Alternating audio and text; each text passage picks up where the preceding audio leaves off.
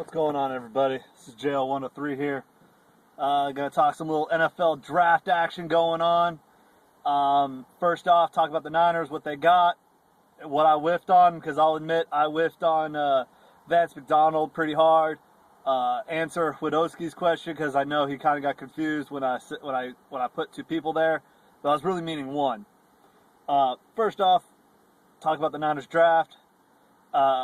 First pick, Eric Reed. It was a bit of a reach, but to hear that Dallas was going to get him, and if we would have gotten if they would have gone after Sharif Floyd, we might have been without any safety in this draft. Cyprien went pretty quick after that. Actually, I'm going to close up this window here. I do this in my car every single time. Anyway. And so, with Cyprien leaving early, it made it a point of need to have a safety. So they went and got Eric Reed out of LSU, hard hitter, good coverage, everything. Sorry, neighbor. And pretty good pick.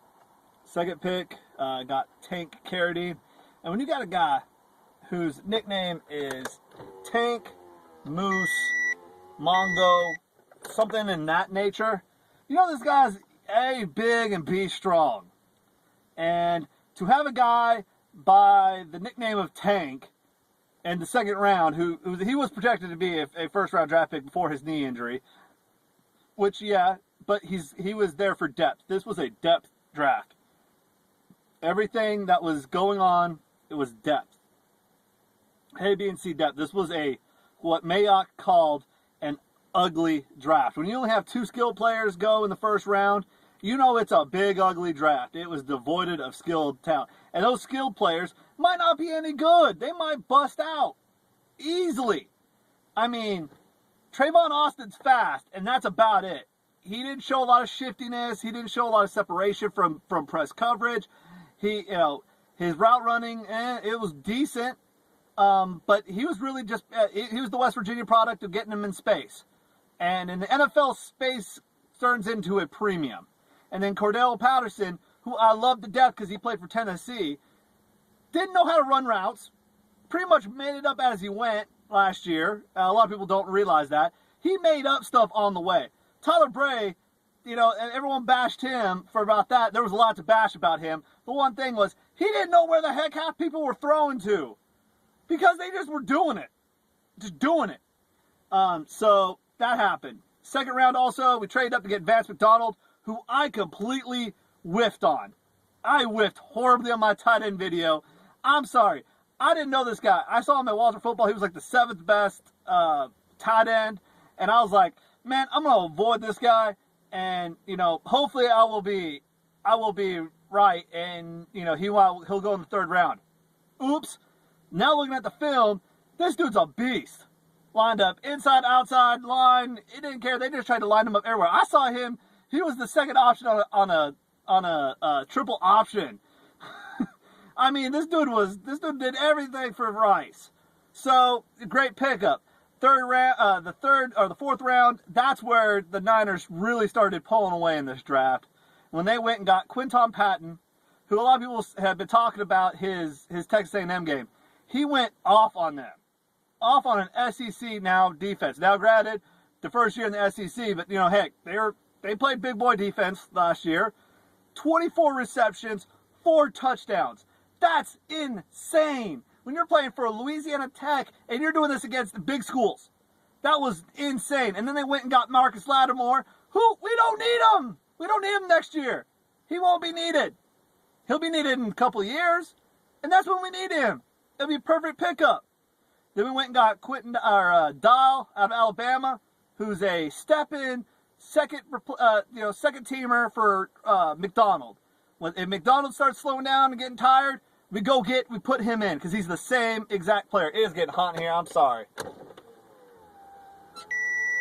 And then we get who I think is going to be the sleeper, who's going to show up everybody. We go and get Moody in the 6th out of Florida State University. And from what I've been seeing, this guy was in coverage. He started out being a safety, and then he moved down to linebacker. So he could catch, he could tackle, He'll play everywhere. He'll be on special teams. He'll do everything. So why not would we put him in and just see what he could do? Oh, and I forgot about the third round. We went and got Corey Lemonois. Lemonois. Great name for that. Out of Auburn. Dude had 17 sacks in 2 seasons. That's getting it done, especially last year when Auburn was atrocious. And I'm not even going to blame him for that, because that was just a bad team. They lost out early, and they were just down in the dumps. So, he tried to contribute on a bad football team. So, you know what? I'm going to give him props. And then the 7th round pick, I know we got B.J. Daniels out of South Florida. Hey, he's going to try to compete for that second spot, which is wide open. I mean, yeah, Colt McCoy's there, and Scott Tolzien's there. But who says this guy can't compete for that spot? He can, and he'll try. And then we went and got a cornerback out of Rutgers, who I'll be honest, I haven't seen a lot on him. It's been hard to find film on him, but I like where everything's going. This was a depth draft. This was a big, ugly draft. A lot of players. This is where you build your depth. And and the great thing about it is next year, Niners got 10 more picks. They got more fun. So it just continues with the trading, wheeling, dealing, and then we get Alex Smith keeps paying off. Thank you, Kansas City, once again. I love you guys. You guys make bad mistakes all day, except for Eric Fisher, who's that dude's a stud. I'll give you guys credit. You guys at least hit the first pick right. Now I'm going to talk about the Tennessee's guys that got drafted. Of course, I already talked about Cordell Patterson. Went first round. Vikings traded up for him. I hope he does well. I really hope. He's either got boom or bust written all over him. Then Justin Hunter goes in the 2nd round to the Titans, which I think, bueno, a number 1 pick. That was a great pick. Michael Rivera goes in the 5th round, I believe, or the 6th round to Oakland. That's going to be a solid. That was a good pick by Oakland. Oakland's going to love him. And then Montorie Hughes, who finished up at UT Martin, he got drafted by the Colts. And the 2 people who didn't get drafted, and I don't blame the NFL for not trying to draft these 2 head cases. Derek Rogers, who I had so many people on the 49ers message board all on him. They were gravitated towards him. Sorry, there are kids here, so I got to turn this up here so I can curse.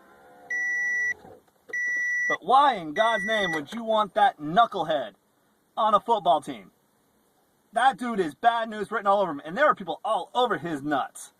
They were all over his nuts. Bad. And it wasn't worth it. The dude's a head case. He was throwing weights. I'm going to bring back the Bar Knoxville incident where he was caught trying to stomp on an already downed former police officer. I don't care how the fight started. He ran in there and tried to stomp on this guy.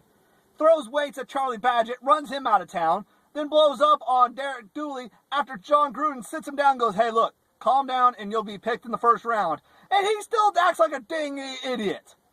That's not an NFL player. That's not. And then Tyler Bray, who goes on John Gruden's QB camp and completely embarrasses himself, yeah, he didn't deserve to get drafted either.